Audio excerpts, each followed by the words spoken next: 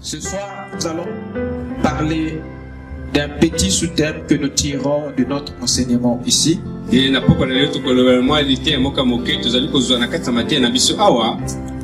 Nous allons parler sur le culte des anges. N'oubliez pas que nous sommes toujours dans notre étude sur le royaume. Nous sommes sur la 5e partie.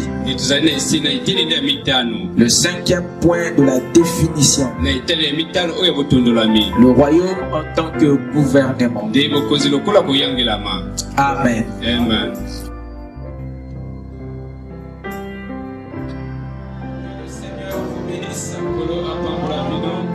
Que Dieu vous bénisse.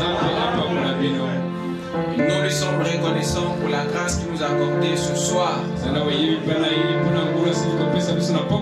Nous l'invitons de prendre la place ce soir dans nos cœurs. Amen.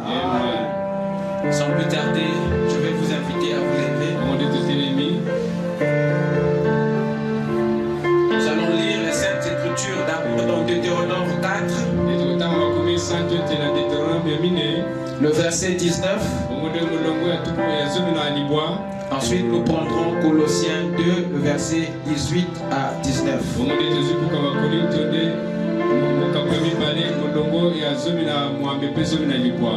Commençons d'abord dans Deutéronome 4. Le verset 19.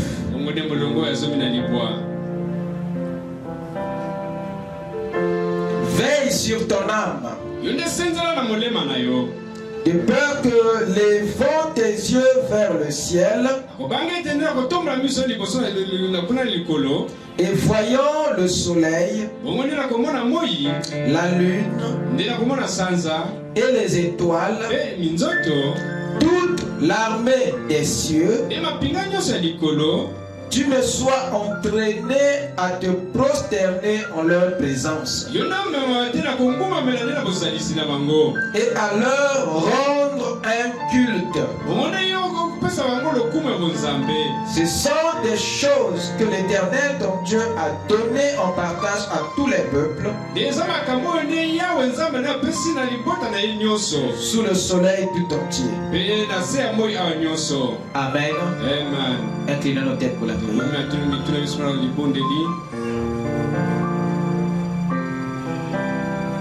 Seigneur notre Dieu, nos cœurs ce soir, Seigneur, se sont humiliés devant ta sainteté, devant ta prééminence. Seigneur Dieu, tu sais que nous ne sommes pas dignes. Nous demandons simplement ta grâce. Lave-nous par ton sang, Père, et nous serons plus blanches que la neige. Viens, ô Dieu, ôter ce qui n'est pas de toi et placer en nous le caractère de Jésus. Ne laisse pas, ô Dieu, que le mal puisse germer. Et laisse que, Père, ô Dieu, toi le souverain sacrificateur, Seigneur, que tu puisses, ô Dieu Tout-Puissant, nous élever dans la perfection. Bénis, Seigneur, ô Dieu, cette réunion. Bénis chaque cœur, Seigneur, qui est venu à cet endroit. Laisse que chacun de nous reçoive une grande portion de ta divinité. Car nous voulons, Seigneur, demeurer dans ta présence. Alors, Père, souviens-toi de chaque requête enfouie dans chaque cœur. Laisse que, Père, tout soit exaucé, car tu l'as promis. Bénis la parole. Toi, le Saint-Esprit, viens l'ouvrir pour nous. Et donne-nous le pain de ce jour. Et que nos âmes soient remplies et satisfaites. Dans le nom de Jésus-Christ, nous t'invitons. Amen. Veuillez vous asseoir pendant que nous ouvrons Colossiens chapitre 2, le verset 13 à 19.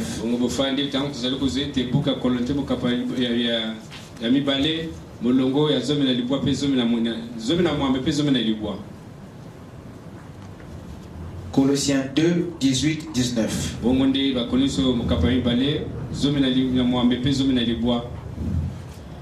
Que personne sous une apparence d'humilité et par un culte des anges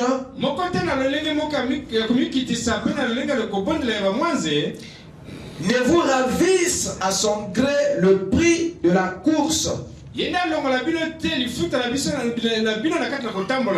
tandis qu'il s'abandonne à ses visions, il est enflé d'un vain orgueil par ses pensées charnelles.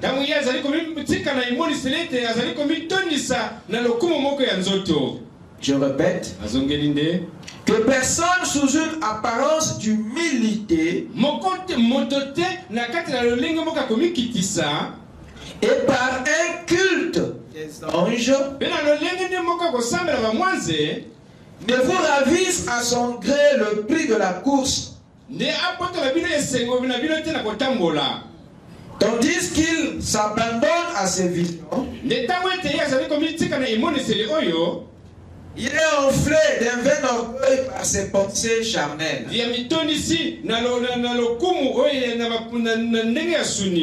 Amen. Amen. Amen. Amen. Ce soir, nous allons parler d'un petit sous-thème que nous tirons de notre enseignement ici.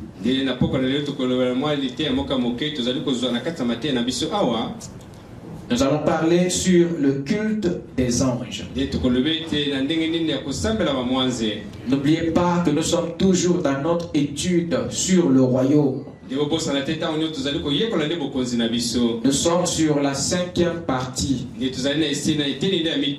le 5e point de la définition. Le royaume en tant que gouvernement. Amen. Amen. Amen. Amen. Nous avons ici dans l'Ancien Testament comme le Nouveau Testament. Vous êtes prêts? Amen. Dieu qui nous donne un avertissement ici. Il s'agit ici d'une mise en garde. Depuis l'Ancien, Dieu était en train de nous mettre en garde. Parce qu'il sait, lui, ce qui s'était produit au ciel. Il sait le combat qui s'était produit là-bas. Et il connaît les intentions de l'ennemi en venant sur la terre. La terre pouvait bien se demander pourquoi Dieu n'avait pas-il fini avec le diable à l'issue de cette bataille. Mais la chose la plus curieuse, c'est que lors de cette bataille qui avait eu lieu au ciel, lors de la confrontation de Michael avec Lucifer, Dieu n'avait pas fini avec Lucifer. Il pouvait bien l'ôter la vie. Dieu pouvait mettre fin à ce démon. Dieu pouvait bien l'achever. Mais il ne l'a pas fait. Et certains anges se sont demandé pourquoi. Et jusqu'à ce soir, il y a certains hommes qui se demandent pourquoi. Dieu a laissé en vie un esprit qui a mis le ciel en désordre. Pourquoi l'Éternel ne l'a-t-il pas achevé?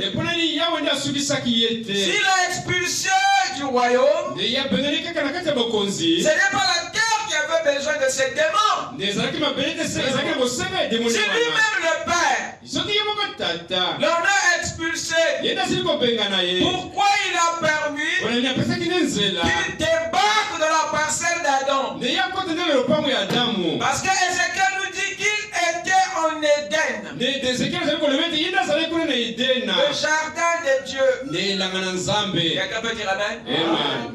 Dieu savait de quoi cet esprit était capable. Mais il a laissé quand même ce type descendre avec toute sa puissance. Dieu ne l'a rien retiré en dehors de la lumière. Dieu ne l'a rien retiré en dehors de la vérité. Quand Dieu retira la lumière, alors cet esprit Lucifer fut emprisonné dans les ténèbres. Il n'y avait plus rien dans son âme. Il n'y avait plus rien dans son esprit. Sinon que le noir. Sinon que les ténèbres. Et le mot ténèbres en hébreu signifie ignorance. Signifie aussi mensonge. Alors le diable ne peut plus voir les choses en bien. Il ne peut plus voir les choses dans le monde positif. Il avait maintenant en lui qu'un œil obscurci par les ténèbres. Alors remarquez, Dieu avait lui aussi une intention. Il avait ses raisons pour laquelle il avait laissé sa puissance dans cet esprit. Et tout cela cadre avec le plan de sa rédemption. Dieu a profité de cette occasion pour laisser cette puissance dans ses démons, pour l'utiliser à son faveur. Qu'est-ce qui s'est passé? Michael, quand il a dégainé la bataille, quand il a déclenché le combat, alors lui il était prêt à achever ce kérubin. Michael était prêt à mettre fin. Mais l'Éternel n'a pas permis qu'il achève ce démon, parce qu'une partie de la rédemption avait besoin de la présence de cet esprit. Quelqu'un peut dire amen? Dieu le laissa dans les ténèbres et permis qu'il vienne avec toute sa puissance.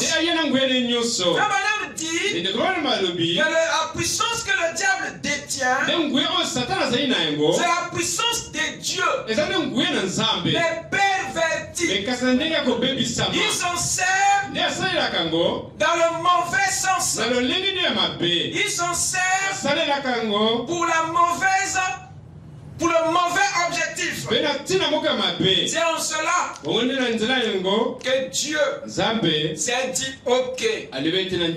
Même si tu l'as perverti, mais je suis celui qui est capable de transformer une malédiction en bénédiction. Dieu veut maintenant utiliser cet esprit pour vous faire connaître aussi les autres facettes de ses attributs. Parce que pour que nous apprécions le jour, il faut que la nuit vienne. Il faut que la nuit vienne. Et Lucifer est devenu pour le royaume de Dieu un mal nécessaire. Un mal nécessaire. Vous dites amen? Amen. Dieu est obligé de concourir tout le ministère de Lucifer pour son bien. Mais le diable ne le sait pas. Tous les efforts qu'il fournit pour détruire l'œuvre de Dieu, c'est pour simplement le faire avancer en avant. C'est ce qu'il n'a jamais compris. Mais le gars est toujours derrière. Mais il ne comprend pas que tout ce qu'il détruit, Dieu le reconstruit toujours.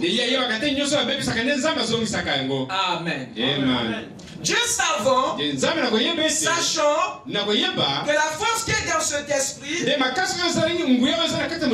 pour détruire, mais aussi pour chercher autre chose qui a ignoré des hommes. Il vient ici dans la Bible nous mettre en garde. Il dit ici dans Deutéronome, au chapitre 4, verset 19. Veille sur ton âme. Dites amen. Amen. Veille sur ton âme. Il commence ici à attirer ton attention non sur ton corps, même pas sur ton esprit. Il attire ton attention sur l'âme. Il dit ici veille. Veille. Sur quoi? Ton âme. Pourquoi? Parce qu'il sait que c'est par l'âme que vous servez Dieu. C'est par l'âme que vous adorez Dieu. La véritable adoration se fait dans cette partie. Et c'est l'endroit que l'homme doit protéger. Et ici il dit veille sur ton âme, de peur que levant tes yeux vers le ciel et voyant le soleil, la lune, les étoiles, toute l'armée des cieux. Et dans l'armée des cieux, il y a cet ange qui avait quitté sa position et qui s'est fait maintenant un objectif d'accomplir sur la terre, d'avoir sur la terre ce qu'il n'avait pas pu obtenir au ciel. Dieu sachant ça, il met son peuple en garde. C'est amen. C'est peut-être les humains qui ne savent pas réellement la chose prioritaire de l'ennemi. Ce que le diable poursuit dans ta vie avant de te détruire, ce n'est pas la destruction. La destruction n'est que secondaire. Avant de te détruire, il y a quelque chose qu'il peut d'abord obtenir de toi. Avant de te finir, il y a quelque chose qu'il veut d'abord que tu lui donnes. Il faudrait que ton âme soit d'accord. Il va l'obtenir. Mais si tu n'as pas compris ses instructions, voilà pourquoi le Seigneur parle à l'homme de veiller sur ton âme. Fais attention. Et il nous met en garde sur toute l'armée des cieux. Il veut simplement nous mettre en garde contre les anges déchus. Parce que ils veulent obtenir ce que Dieu a tous les jours. Amen. Amen. Et ici, au chapitre 2 de Colossiens, regardez ce qui vient d'être dit ici. C'est Paul qui revient avec le même esprit, qui s'empare de la même chose pour nous avertir que personne sous une apparence d'humilité, par un culte des anges, voyez-vous, le mot culte revient. Le même mot que Dieu a utilisé dans l'Ancien Testament. Ici dans Deutéronome, c'est le même que Paul reprend ici. Que personne sous une apparence d'humilité, par un culte des des anges ne vous ravisse à son gré le but de la course. C'est pour dire que il y a un culte en rapport avec les anges. Et ce culte est vrai. Si Dieu nous a mis en garde de cela dans l'Ancien Testament, parce que là-bas il nous a demandé de veiller. Dites Amen. De ne pas rendre un culte au soleil, aux étoiles, à l'armée des cieux et à toutes ces choses qu'il a faites. Et Paul revient là-dessus et il nous met en garde de la même chose, du culte des anges. Alors on aimerait ce soir comprendre qu'est-ce que ce culte et comment est-ce que ça se fait et comment pouvons-nous nous protéger contre cela. Parce que la chute elle nous a fait croire que l'homme est inférieur aux anges. Et ce qui amène une grande tentation, l'adoration et le culte des anges. Le mot culte ici est un mot qui est à l'origine veut dire hommage. Hommage que l'on rend à une divinité. C'est donc un service, un acte d'adoration en l'honneur d'une divinité quelconque. Et ce culte se fait de plusieurs manières. Le culte se fait par les rites, soit par les cérémonies, par les chants, par les prières, par les sacrifices, par les encens, par les baptêmes, ainsi de suite. Le culte se fait de plusieurs manières. Et le culte en réalité, quand vous le voyez, c'est en réalité l'observation ou l'application des règles, des lois, des principes de piété ou d'impiété en l'honneur d'une divinité. Le culte est l'application des lois de piété ou d'impiété pour honorer une divinité. Raison pour laquelle vous remarquerez que dans certaines religions, le culte se fait soit en tuant quelqu'un. Mais vous savez que c'est un acte d'impiété. Mais chez eux, c'est un acte sacré qui fait plaisir à leur divinité. Mais de l'autre côté, c'est pas ça qui fait plaisir à notre Dieu. C'est plutôt un autre acte que nous qualifions de piété.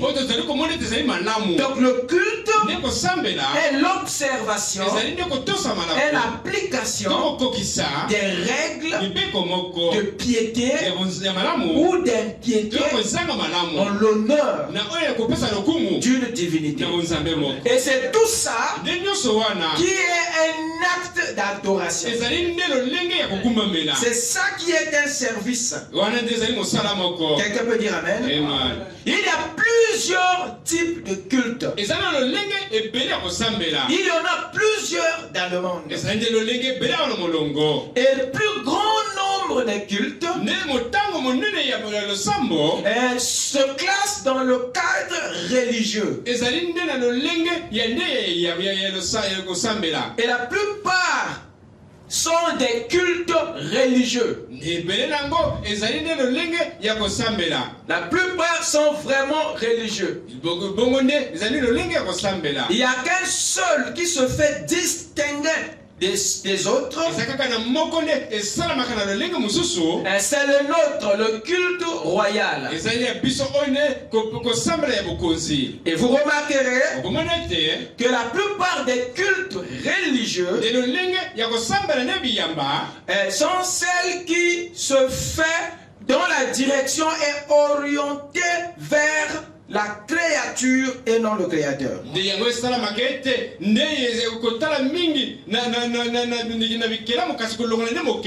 vais essayer d'être un peu plus précis. Le culte religieux est celle que nous voyons dans les religions et dans les sectes. Le culte royal est celui que nous trouvons dans le royaume. Le royaume de Dieu. Dans les religions et les sectes, les cultes sont souvent orientés vers la créature. Mais dans le royaume, le culte est orienté vers le créateur. Ce qui fait du culte royal une adoration et du culte religieux une idolâtrie. Cela ne veut pas dire que l'idolâtrie n'est pas une adoration. L'idolâtrie est une adoration pervertie par rapport à la véritable adoration, celle qui est orientée vers le Créateur. Ouvrez avec moi dans Hébreux 12. Hébreux 12, le verset 28. Lisez cela avec moi, je vous en prie. Vous allez voir que le royaume dont nous faisons partie a effectivement un culte. Et ce culte est de loin différent de celui que nous voyons dans la religion. Le verset 28. Hébreux 12, 28. Vous êtes avec moi? Amen. C'est pourquoi recevons un royaume inébranlable, montrons notre reconnaissance en rendant à Dieu un culte. C'est pourquoi recevons quoi? Un royaume inébranlable, montrons notre reconnaissance en rendant à Dieu un culte qui lui est agréable.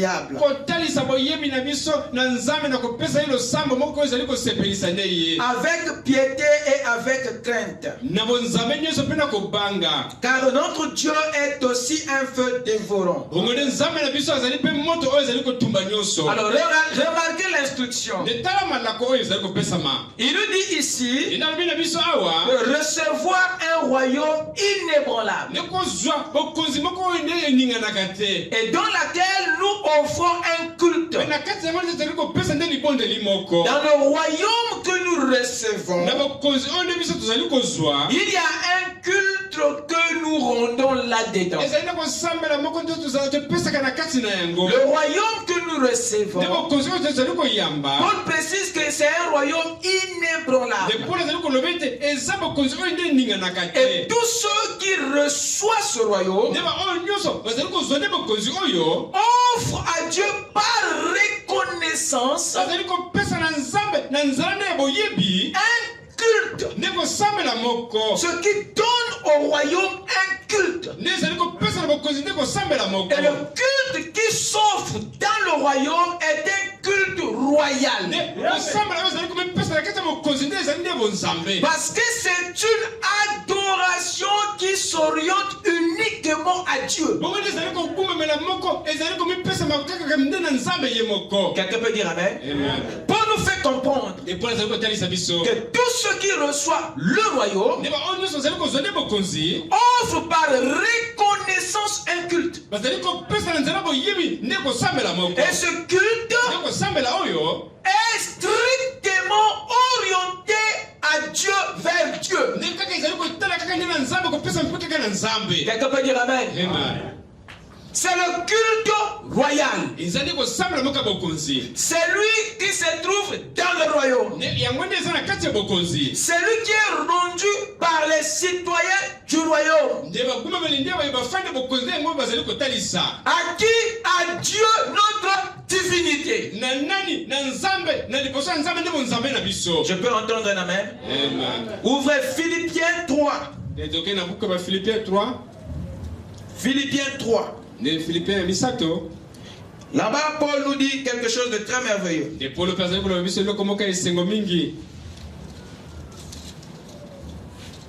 Philippiens chapitre 3.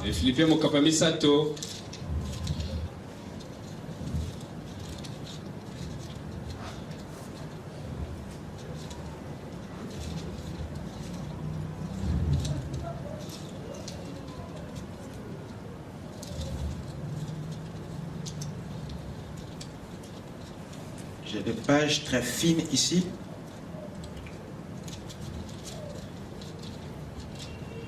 Si quelqu'un l'a trouvé pour moi, il peut se lever et faire la lecture pour nous.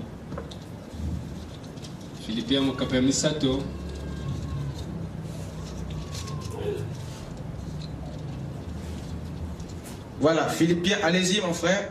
Philippiens 3, le verset 2 à 3.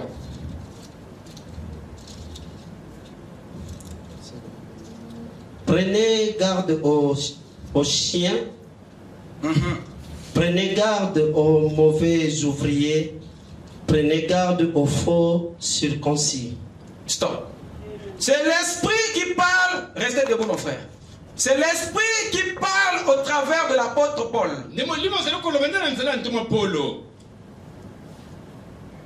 De faire attention aux chiens. Les chiens dont il parle ici ne sont pas les animaux. Celui qu'on appelle par les blancs l'ami de l'homme. Il ne s'agit pas ici d'un animal réellement. Mais Paul nous demande de nous méfier à ceux qui ont l'esprit du chien. Et à qui d'autre encore? Allez-y. Prenez garde aux chiens. Oui. Et prenez garde aux mauvais ouvriers. Oui, monsieur. Continue. Prenez garde aux faux circoncis. Continue. Continue jusqu'au verset 3. Car les circoncis, c'est nous qui rendons à Dieu notre culte par l'Esprit de Dieu. Amen. Allez-y. Qui nous glorifions en Jésus-Christ et qui ne mettons point notre confiance en la chair. Merci. Vous pouvez vous asseoir. Prenez garde aux chiens. Prenez garde aux mauvais ouvriers. Prenez garde aux faux circoncis. Tous ces gens qu'il cite ici, ce sont ceux-là que Paul appelle chiens. Parce qu'un incirconcis est un homme, est une personne qui peut effectivement manger ce qu'il vomit. C'est trop de personnes en qui Dieu ne peut même pas faire confiance. Voilà pourquoi il les présente comme des chiens. Et au verset 3, il dit: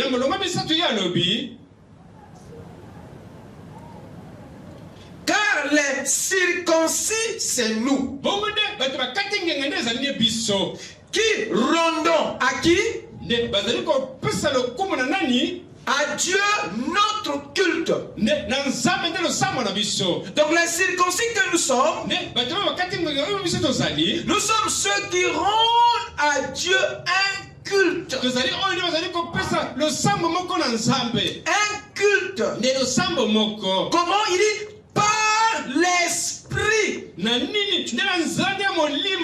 Par quel esprit nous, les circoncis, rendons un culte à Dieu? Lisez bien votre Bible. Ce n'est même pas par notre esprit. Je relis. Car les circoncis, c'est nous qui rendons à Dieu notre culte par l'esprit de Dieu. Dieu ne permet pas dans le royaume qu'un culte lui soit rendu par votre esprit. Ça ne se fait pas. Voilà pourquoi le culte du royaume est un culte royal. C'est un culte du roi. C'est le roi lui-même qui adore et qui se fait adorer par les anges et les hommes. Par conséquent, cette adoration ne peut pas se faire dans ton esprit. Il peut que se faire dans son esprit à lui. Moi je parle à moi-même. Amen. Ce qui fait qu'il y a absence de l'homme dans la véritable adoration. L'homme n'est pas dans la véritable adoration. Dieu lui seul, il est dedans. Voilà pourquoi il ne permet pas qu'il y ait l'implication de la chair, qu'il y ait l'implication de ton esprit. C'est son esprit à lui qui adore Dieu lui-même au travers de ton canal. Toi, tu deviens qu'un canal dans ce culte. Tu deviens un vase dans lequel Dieu adore et se fait adorer. Voilà pourquoi le culte royal est un culte différent. Vous ne le verrez pas dans la religion. Quelqu'un peut dire amen. Prenez garde aux chiens. Prenez garde aux mauvais ouvriers. Parce que eux, ces mauvais ouvriers, peuvent vous introduire dans le faux culte. Là où vous devenez le centre de l'adoration. Voilà pourquoi il nous demande de faire attention. Il y a des ouvriers qui prêchent une adoration, qui enseignent un culte, là où l'homme et son esprit sont au centre. Dieu pense que votre esprit peut tuer l'adoration de Dieu. Voilà pourquoi il ne permet que cela soit rendu que par son esprit.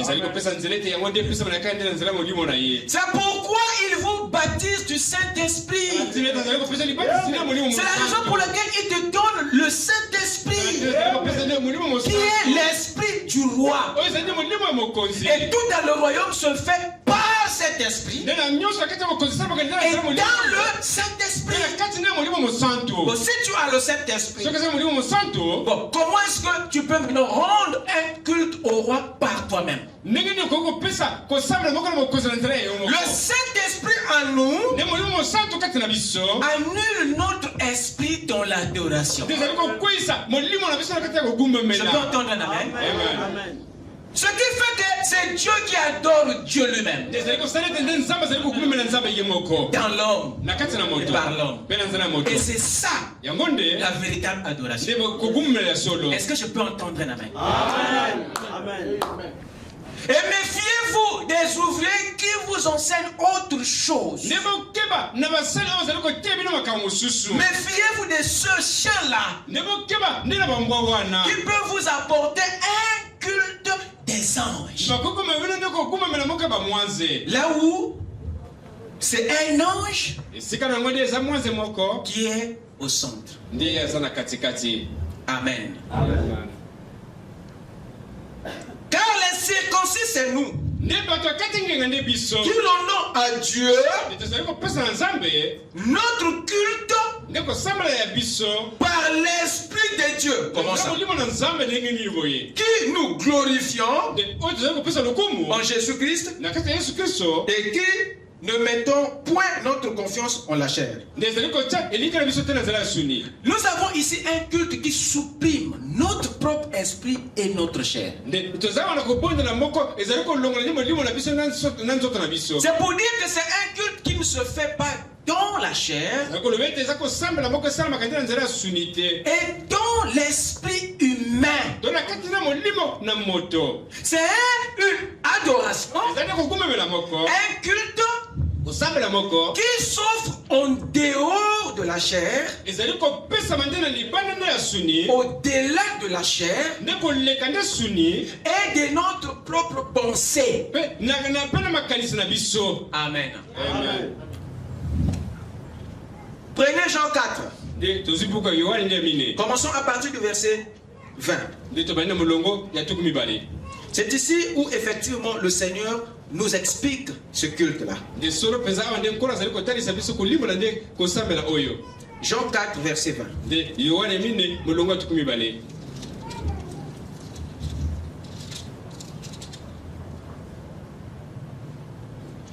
Nos pères ont adoré sur cette montagne. Ça, c'est la Samaritaine qui réplique à Jésus.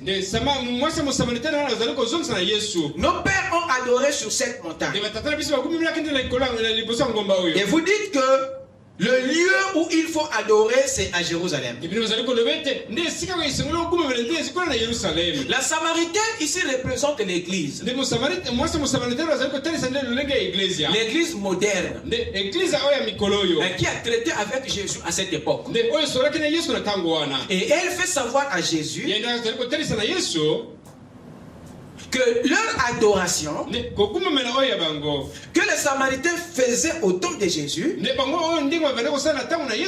était une ancienne adoration que les pères avaient commencé. Donc la Samaritaine lui parle d'un culte qui avait commencé bien avant longtemps. Il dit nos pères ont adoré. Il parle ici d'un vieux culte. Et il dit que mais toi tu peux pas changer quelque chose qui est vieux. Et nous suivons parce que ce sont les parents qui ont commencé ça. Et le lieu où ce culte se fait, c'est à la montagne. Donc la montagne était un lieu d'adoration pour les Samaritains. C'est là où ils offraient leur culte à Dieu. Et le débat entre les Juifs et les Samaritains était autour du culte. Parce que pour les Juifs, il fallait que les Samaritains cessent d'adorer sur la montagne et de venir adorer à Jérusalem. Parce que c'est là où il y avait un temple reconnu. C'est là où il y avait un lieu d'adoration. Et chose que les Samaritains n'acceptaient pas. Donc s'il y a quelque chose qui avait beaucoup terni la relation des Juifs et des Samaritains, c'est au sujet du culte. Ça faisait vraiment partie de leur conflit. La Samaritaine fait simplement comprendre à Jésus les différents points de désaccord entre les Juifs et les Samaritains. Il dit, nos pères ont adoré sur cette montagne. Et vous dites que le lieu où il faut adorer est à Jérusalem. Femme, lui dit Jésus. Crois-moi, l'heure vient où ce ne sera ni sur cette montagne, ni à Jérusalem, que vous adorerez le Père. Jésus lui fait comprendre que il vient un âge, il vient un jour où l'adoration, le culte ne se fera plus sur cette montagne, ni même pas à Jérusalem. Donc Jésus était en train de dire à la Samaritaine que la montagne qui se trouve en Samarie et le temple qui se trouve à Jérusalem seront supprimés comme lieu d'adoration. Le culte à Dieu ne se rendra plus dans des endroits physiques. Dans des endroits physiques. Pourquoi Dieu va les supprimer? Parce que Dieu a déjà un lieu où la vraie adoration, où le vrai culte lui est rendu. Et ce lieu-là, dites Amen. Amen. Le débat se poursuit. Mais l'heure vient.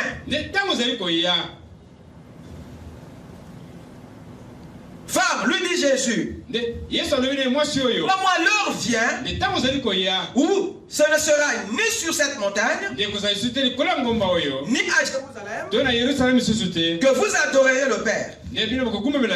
Vous adorez ce que vous ne connaissez pas. Nous adorons ce que nous connaissons. Car le salut vient juif. Jésus ici me fait comprendre à la femme, bien que vous adorez, mais vous n'avez pas la révélation de l'objet d'adoration. Est-ce que vous savez que la déclaration de Jésus présentait l'adoration des Samaritains comme étant une idolâtrie? Amen. Amen. Parce que c'était un culte religieux. Mais l'heure vient et elle est déjà venue où les vrais adorateurs adoreront le Père en esprit et en vérité. Jésus montre enfin à la Samaritaine le véritable lieu d'adoration. Ça se fera où? En esprit et en vérité. Dites Amen. Amen. Voilà le lieu d'adoration. Maintenant, comment s'y rendre? Comment offrir un culte à Dieu dans cette dimension-là, dans ce lieu que Jésus venait d'ouvrir, d'inaugurer? Dites Amen. Amen. Et Frère Branham explique cette écriture dans les exposés. Il dit que en esprit et en vérité. Il dit l'esprit, il ne s'agit pas de votre esprit, mais il s'agit là de son esprit à lui, le Saint-Esprit, le seul moyen où ce culte peut être rendu en esprit. C'est quand vous naissez de nouveau, quand vous recevez le Saint-Esprit. C'est qu'à ce moment-là que ce culte peut être possible dans votre vie. Aussi longtemps vous n'êtes pas encore né de nouveau, votre adoration n'est pas encore véritable. Virgule. n'est pas encore spirituel. Parce qu'il faut adorer en esprit et en vérité. Mais pour que l'adoration soit véritable et spirituelle, il faudrait que tu aies le Saint-Esprit et tu aies la parole. Amen. Amen. Et toutes ces choses, Dieu le donne en votre jour. Dans chaque âge, Dieu envoie toujours un homme qui va représenter les deux pour vous, qui va vous offrir l'esprit et la parole, même à moitié. Dieu le fera pour sanctifier et légaliser votre culte. Voilà pourquoi il y avait des prophètes à chaque âge. C'est pour rendre le culte des enfants de Dieu spirituel et véritable. Dieu donne à un messager une portion de la vérité et un esprit avec mesure pour teinter votre culte, pour arroser votre adoration de la parole et de l'esprit. Et à la fin des âges, Dieu envoie son esprit sans mesure. Il envoie la plénitude de l'esprit et la plénitude de la parole, afin que le culte et l'adoration soient parfaits. Et c'est le Père lui-même dans l'église. Amen.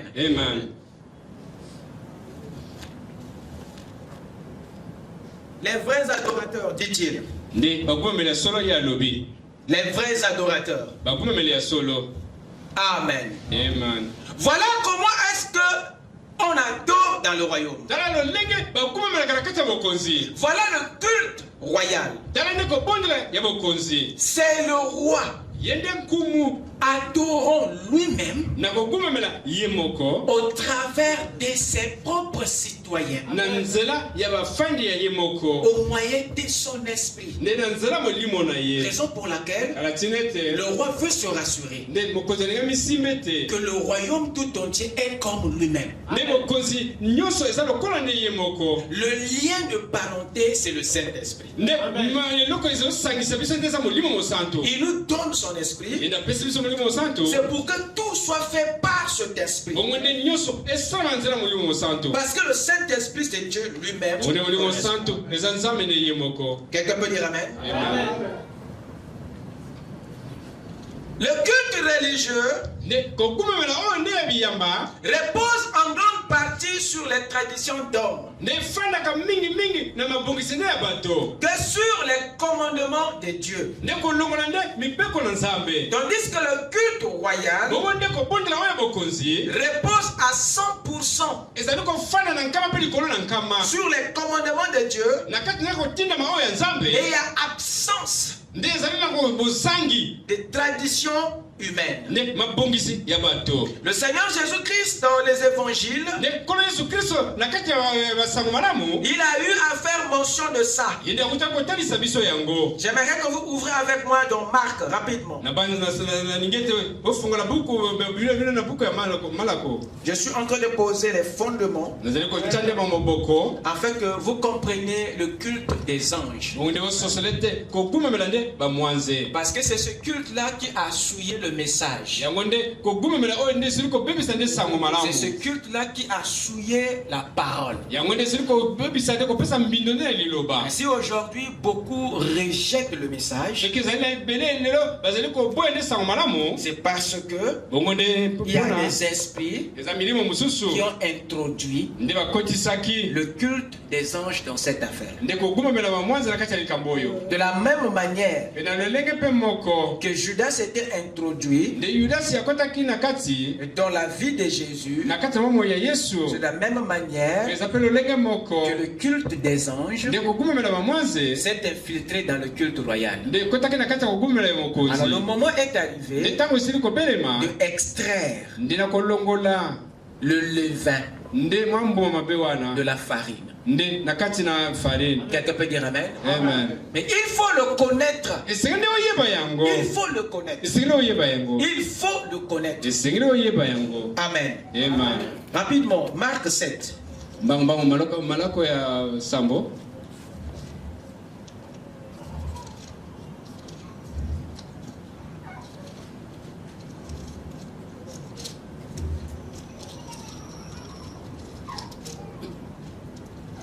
Le verset 1 à 9.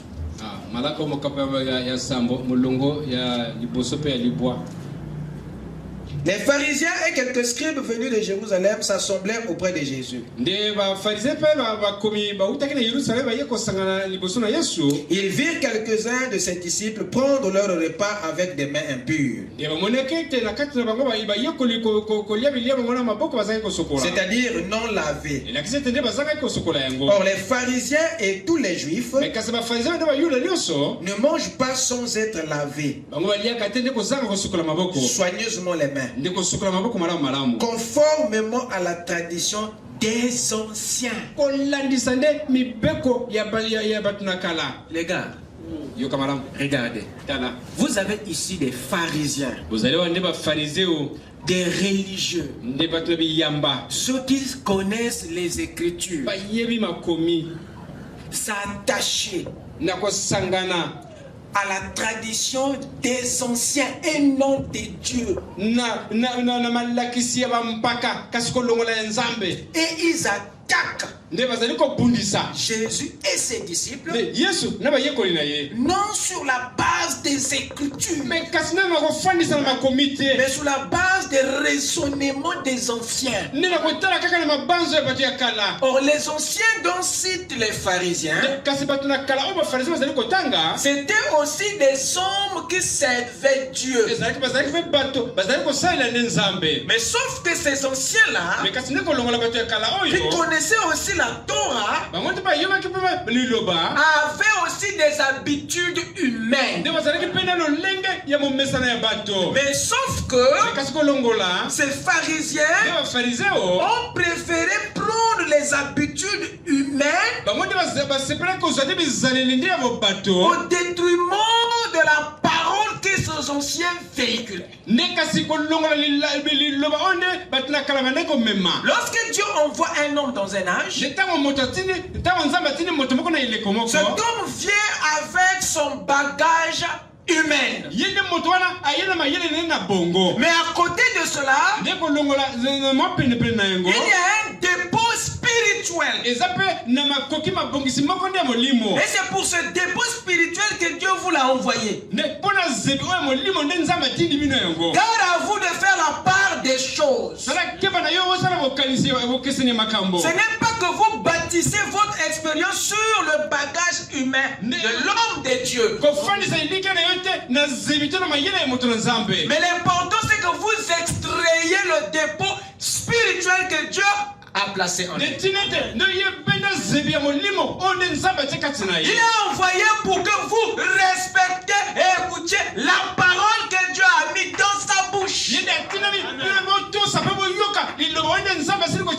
Mais si votre attention est maintenant fixée sur son côté humain, vous élèverez les habitudes humaines alors qu'elle est souvent contraire à la parole qu'il est prêchée.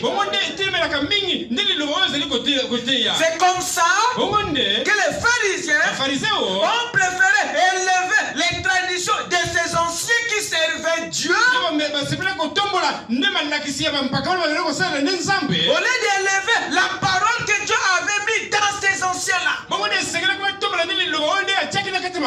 Alors ce qui a influencé maintenant leur culte et leur adoration dans le temple est maintenant influencée par les traditions des anciens, au lieu que le culte soit influencé par les commandements de Dieu. Je n'avais pas envoyé Moïse pour que vous vous habillez comme Moïse. Je ne vous ai pas envoyé Moïse pour que vous parliez comme Moïse.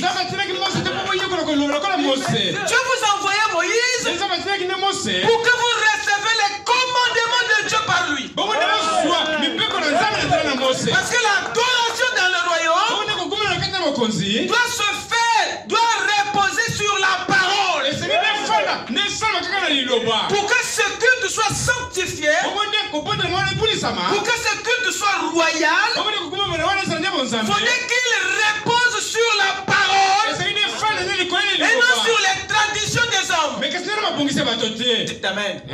C'est comme ça que le serpent d'airain est devenu plus tard une grande religion. Le savez-vous?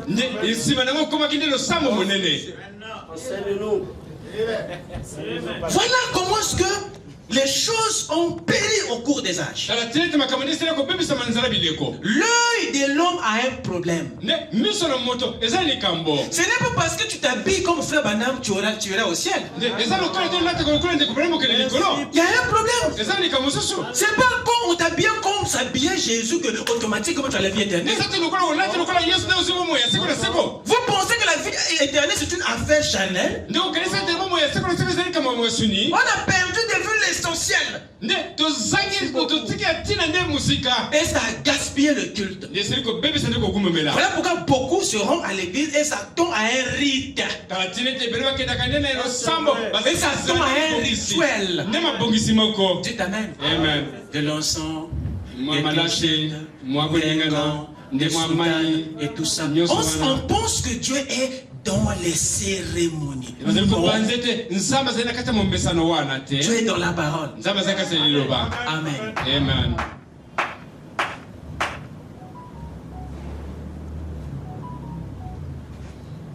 Et nous avons ici les pharisiens qui ont tous saboté. Écoutez la réaction de Jésus.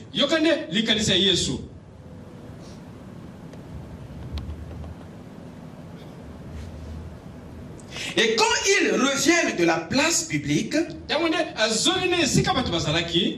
ils ne mangent qu'après s'être purifiés. Ils ont encore beaucoup d'autres observances traditionnelles comme le lavage des coupes.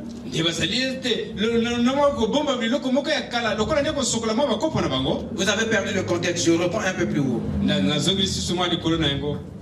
Les pharisiens et quelques scribes venus de Jérusalem s'assemblèrent auprès de Jésus. Ils virent quelques-uns de ses disciples prendre leur repas avec des mains impures. C'est-à-dire non lavées. Or les pharisiens et tous les juifs ne mangent pas sans s'être lavés soigneusement les mains, conformément à la tradition des anciens. Et quand ils reviennent de la place publique, ils ne mangent qu'après s'être purifiés.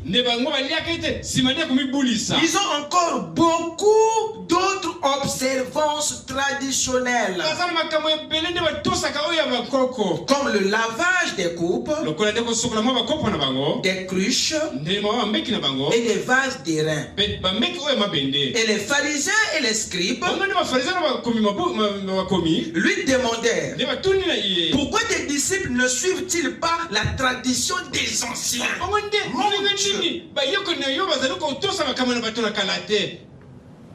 Mais prennent-ils leur repas avec des mains impures?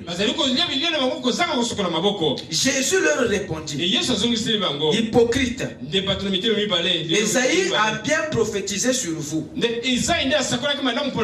ainsi qu'il est écrit: ce peuple m'honore des lèvres, mais son cœur est éloigné de moi. C'est en vain qu'il m'honore, en donnant des préceptes qui sont des commandements d'hommes. Vous abandonnez le commandement de Dieu et vous observez la tradition des hommes. Il leur dit encore: vous rejetez fort bien le commandement de Dieu pour garder votre tradition. Vous écoutez ça? Et ils ont préféré amener la tradition dont le culte, dans l'adoration. Donc pour eux être en ordre avec Dieu, il faut observer ce que les hommes ont dit. Donc ils préféraient effectivement s'accrocher au dire des anciens, dire qui n'était même pas scripturaire. Dites Amen. Amen. Même si ce que quelqu'un dit est raisonnable, même si ce qu'on nous amène est raisonnable, mais il faudrait qu'il puisse avoir une base scripturaire. Quelqu'un peut dire Amen? Amen. Colossiens 2, verset 8. Colossiens 2, Il est dit ceci. Prenez garde que personne ne fasse de vous sa proie par la philosophie et par une vaine tromperie, s'appuyant sur la tradition des hommes, sur les principes élémentaires du monde et non sur Christ. Pourquoi cette mise en garde stricte?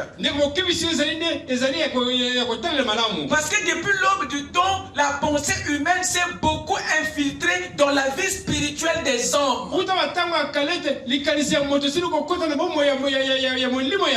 C'est ça qui a maintenant donné une forme aux églises, une forme à l'adoration. Donc Jésus est venu trouver une sale adoration sur la terre, teintée par les dires des hommes, encadrée par la tradition des hommes, là où il n'y a même plus les traces des commandements de Dieu. Raison pour laquelle Jésus a démoli tout ce qui se faisait par le conseil des hommes. Parce que son souci était de rétablir le culte royal. Or, le culte royal, c'est le seul qui repose sur la parole. Mais le culte religieux repose sur les traditions des hommes. Est-ce que quelqu'un peut dire Amen? Amen. Je vais avancer pour terminer.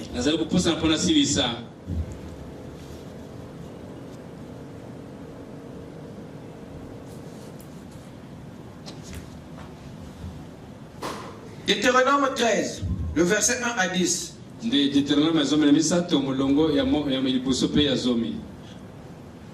Je vais juste le commenter, vous pouvez le lire à la maison. Là-dedans, Dieu parlait à Moïse. Il lui donne ici des principes que Moïse et le peuple tout entier devaient respecter. Et c'était quoi?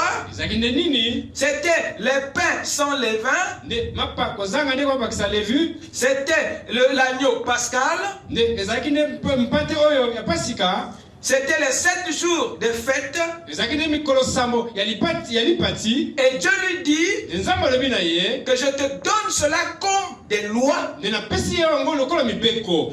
tu observeras cela comme un culte. Et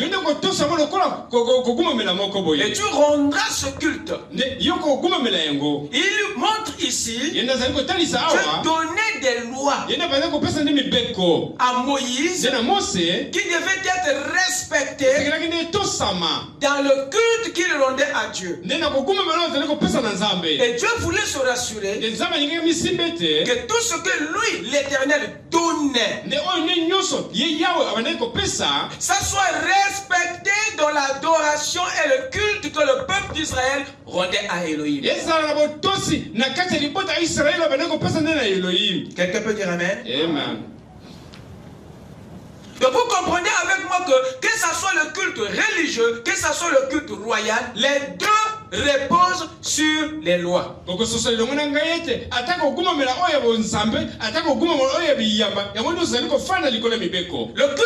religieux repose sur les lois des hommes. Le culte royal repose sur les lois de Dieu. Et les deux, c'est une affaire d'obéissance ou de soumission aux lois de la divinité que vous servez.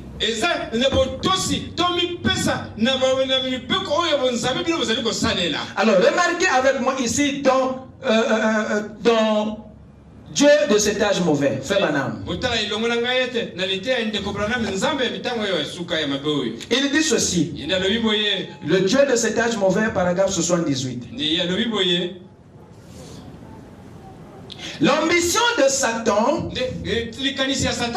c'était d'être adoré comme Dieu. Il a entraîné avec lui les 2 tiers. Les 2 tiers des étoiles. Il s'est élevé au-dessus de ces étoiles. Il leur a prêché. Il en a séduit les 2 tiers. Vous voyez, remarquez, c'est là son ambition. Qu'est-ce? L'adoration était l'ambition de Satan. Le culte était l'ambition de Satan. Le diable voulait se faire adorer par les anges et par les hommes. Chose qu'il a aussi obtenue. Il est celui qui se tient derrière chaque idolâtrie. Il est celui qui se tient derrière chaque idole. Le diable est celui qui se fait adorer au travers les idoles. Le diable est celui qui se fait adorer dans la religion. Partout où la créature est adorée, le diable est derrière. Et partout où le créateur est adoré, Dieu est derrière. Quelqu'un peut dire amen? C'est fort ce que je dis. Là vous remarquerez une fausse adoration ou une adoration qui se cache, qui se fait derrière une image. Dieu n'est pas là. Dieu n'est pas là. Mais l'adoration qui se fait dans le royaume au travers de la parole et le Saint-Esprit est celui-là qui est de Dieu. Dieu se fait adorer aussi par les anges et par les hommes. Mais lui, il se tient derrière toute adoration qui est conforme à la parole. Quelqu'un peut dire amen? Frère Branham vient de nous montrer ici l'ambition de Satan. Il dit l'ambition de Satan, c'est l'adoration, c'est-à-dire le culte. C'était un ange, mais qui voulait un culte. C'était un ange qui voulait une adoration. C'est pas étonnant dans Matthieu 4 qu'il ait demandé à Jésus une adoration. Parce qu'effectivement, c'était ça. son ambition depuis le ciel, et c'est ce qu'il veut obtenir sur la terre. Et le seul moyen pour l'avoir, au travers des hommes qui vivent sur la terre, c'est d'amener l'idolâtrie, d'amener une forte séduction, de vous faire croire que vous êtes en ordre même quand vous vous prosternez devant les images. Ouvrez avec moi dans Nombre 21.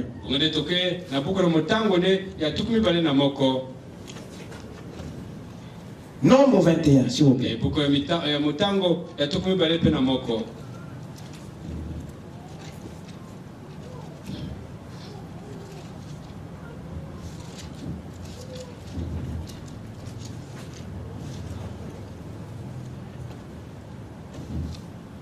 Nombre 21, verset 8.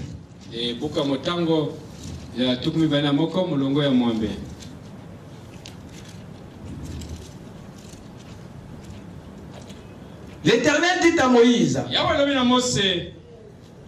fais-toi un serpent brûlant et place-le sur une perche. Quiconque aura été mordu et regardera conservera la vie. Amen. Le Seigneur donne des instructions à Moïse pour tous ceux qui étaient mordus par les serpents dans les déserts. Il lui dit d'élever un serpent d'éré sur une perche. Et les instructions de Dieu n'étaient pas pour que quiconque adore ou se prosterne devant ce serpent d'éré. Mais Dieu avait oué cette perche et ce serpent d'airain pour que l'onction qui était dessus puisse guérir. La recommandation était de regarder et non d'adorer et non de se prosterner devant les serpents d'airain. Dites Amen. Mais qu'est-ce qui s'est passé? Il y a eu une grande séduction. Lorsque les gens ont eu la guérison juste par ce tact, par ce regard, ils ont cru que Dieu était dedans et que ce bâton-là méritait maintenant une adoration. Et c'est là où nous arrivons maintenant à un scandale. Alors posons-nous la question de savoir qu'est-ce qui est derrière l'adoration du serpent d'airain. Qu'est-ce qui pouvait influencer les hommes à se prosterner et à rendre un culte à ce serpent? C'est toujours le même Lucifer qui, en descendant, c'est rempli de stratégies. Si vous ne pouvez pas l'adorer directement, lui, un esprit, il vous l'adorerez au travers une religion, au travers une idole. Ouvrez dans 2 Rois. 2 Rois.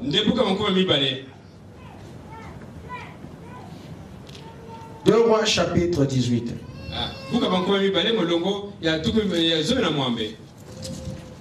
Commençons à partir du verset 4.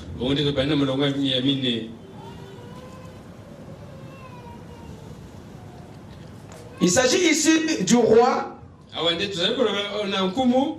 Ézéchias, je crois bien.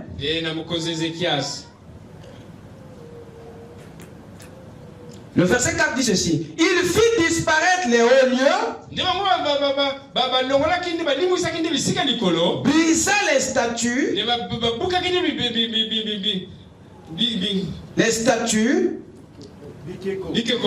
a bâti les idoles et mis en pièces le serpent d'airain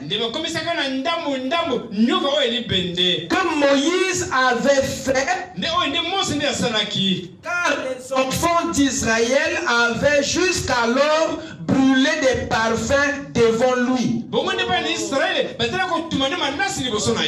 l'appelait Nehushtan. Le serpent d'airain. Lorsque Dieu instruisit Moïse pour la guérison de tous ceux qui étaient mordus par les serpents, Dieu n'avait pas attribué un nom à ce bâton. Mais remarquez, le fait que ces gens furent guéris grâce à l'onction que Dieu avait placée sur cette perche, les gens furent amenés à croire que Dieu était dedans. Et par conséquent, si cette chose peut nous guérir, ça veut dire qu'on peut aussi l'adorer pour qu'il continue à nous procurer cette bénédiction. La guérison qui s'est faite après qu'ils soient mordus par les serpents venait de Dieu. Mais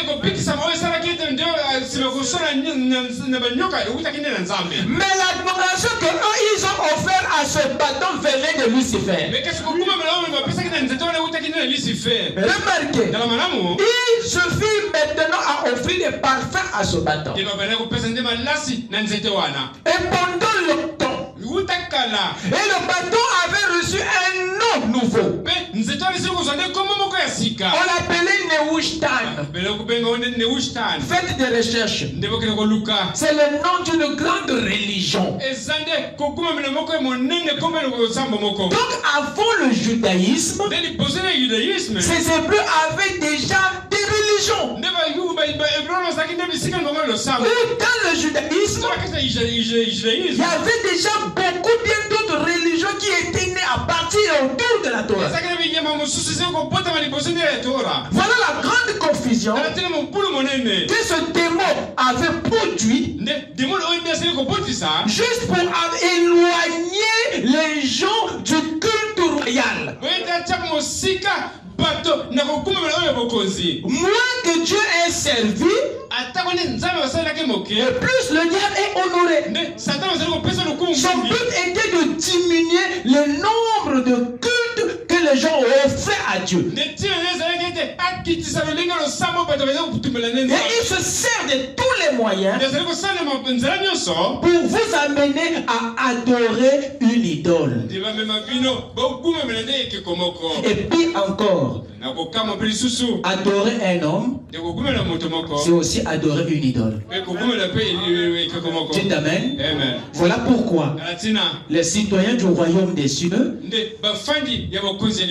n'adorent pas les anges ni les hommes. Nous adorons que Dieu seul. Que le Seigneur vous bénisse. Nous allons continuer dimanche. Amen. Amen. Lèvons-nous.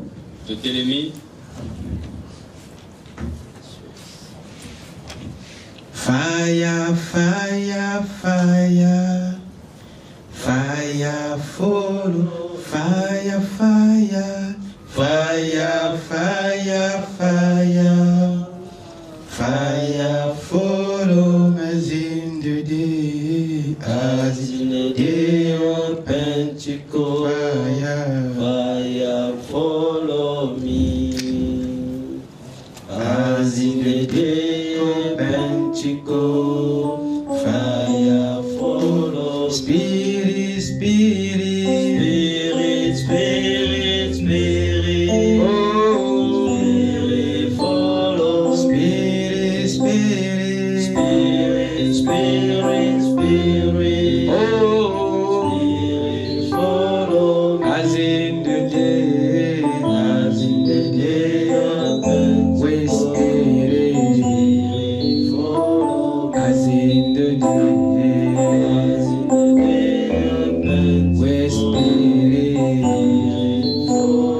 Fire, fire.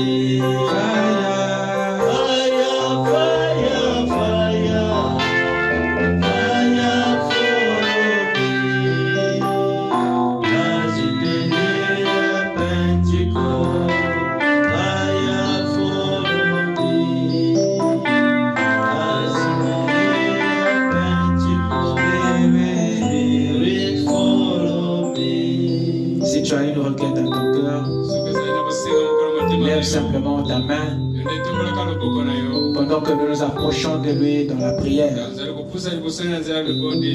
Lui qui regarde derrière les mains saura voir ce qui est caché derrière. Seigneur notre Dieu, nos mains sont levées comme un seul homme, Seigneur. Nous savons que, oh Dieu, c'est toi qui de la vie. Et tout ce que l'homme détient vient de toi, Seigneur. C'est toi qui as donné la vie aux anges et aux hommes. Tu es celui qui peut aussi la reprendre. Oh Dieu, nous sommes venus à toi et nous demandons, Seigneur, ta présence dans notre vie, afin que la vie que tu nous as donnée soit tous les jours à ton service. Viens ôter, Seigneur, la confusion dans notre esprit. Viens enlever, Seigneur, la distraction dans notre vie.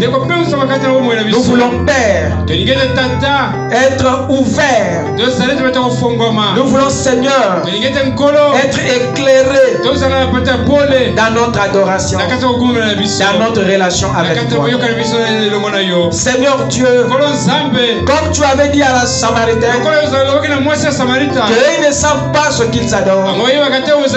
Seigneur, il y a beaucoup d'entre nous jusqu'aujourd'hui qui n'ont pas la révélation de l'objet d'adoration. Et comme ton prophète disait que beaucoup adorent le diable en pensant adorer Dieu au travers une église, au travers une religion. Oh Dieu, mais nous voulons, Seigneur, sortir de la confusion. Nous voulons te voir. Parce que, Seigneur, nous ne sommes pas dans la religion, mais nous sommes dans ton royaume. C'est pourquoi, Père, nous te remercions, Père, pour ce nouveau culte, Seigneur, pour cette véritable adoration, celle que tu nous as révélée dans les sons, celle que tu as introduite, Seigneur, à ta venue, Père. Nous te remercions, Père. Merci, Père bien-aimé, pour ta grâce. Laisse que, Père, que chaque homme et femme, chaque fille et garçon, entre cette adoration, entre dans ce culte qui ne s'offre que par ton Saint-Esprit et à Dieu seul. C'est pourquoi, Père, sanctifie-nous, car il faut des vases purs pour offrir ce culte royal. Nettoie la vie de tes enfants, purifie la vie de tes filles. On éloigne le péché de Seigneur, car le culte royal est un culte sacré. Il n'accepte pas un fait étranger. C'est pourquoi, Seigneur, mets en nous, Père, la crainte de ta parole et accompagne chacun de nous à marcher tous les jours dans cette pureté, Seigneur. Car le culte royal est un mode de vie. Ça ne s'offre pas un jour, mais c'est une adoration que nous offrons à Dieu tous les jours de notre vie. Alors garde les vases dans la sanctification, Seigneur. Garde nos corps, garde nos esprits dans la sainteté, dans la victoire. Seigneur, je remets chaque homme, chaque femme entre tes mains. Accompagne-nous, Père, que des anges fidèles nous accompagnent, Seigneur Dieu, tous les jours de notre vie. Alors nous te l'avons demandé dans le nom de Jésus-Christ. Amen. Que le Seigneur vous bénisse. Allez dans la paix du Seigneur.